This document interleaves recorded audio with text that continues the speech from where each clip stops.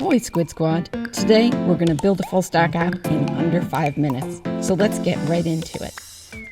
The first thing we're going to do is go to this onboarding screen, and we're going to create a new Squid app. I'm going to call mine Quickstart. And then we're going to be taken to a screen with some commands to copy and paste. This one is going to generate the Quickstart application, and that's going to include all the code we need for both a front end and a back end with our Squid configuration. Now note that I'm going to be doing this in real time, so we're going to see exactly how long it takes to do this. And this is the longest step that we're going to be looking at here, which is waiting for everything in the app to download and install, because this is downloading a bunch of different files. And of course, you have all of the NPM packages for both the front end and the back end, and all of the building that goes into that. So it's not really something that's Squid specific. This just more has to do with having a pretty robust application and the time it takes to download and build it. Squid itself, generally, when you're initializing an empty app, it downloads and it builds very quickly. But we already have a lot of information here off the bat. So that's why it takes a little longer than you would normally experience when starting and building your own app, because we have something big here.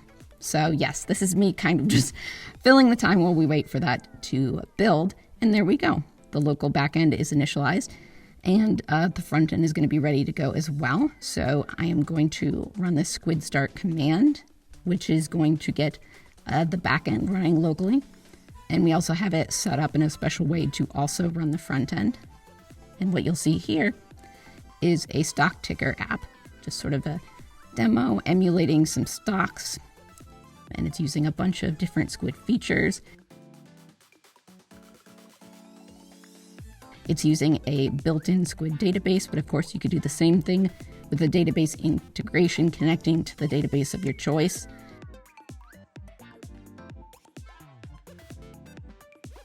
I love these tooltips because they give you information about the different features of the application and how Squid works with them, especially when they include specific code showing you how you would implement this in your own application. And of course, you can go in and dive in and explore all of the code to get a good idea of how this application was built, but it's using different features on the front end and the back end. We have things like schedulers that are going to run at specific intervals, run some code on the back end, which can be good for when you want to update the view at regular intervals, get that new stock information. You can also run backend code on the front end when you need admin privileges. And we have this Go Deeper section, so you can learn about adding a scheduler, which is what we're using for those updating those stock amounts, or adding a trigger to trigger some backend code in response to something that happens in the database, and using Squid AI. And that's it. We did it in much less than 5 minutes.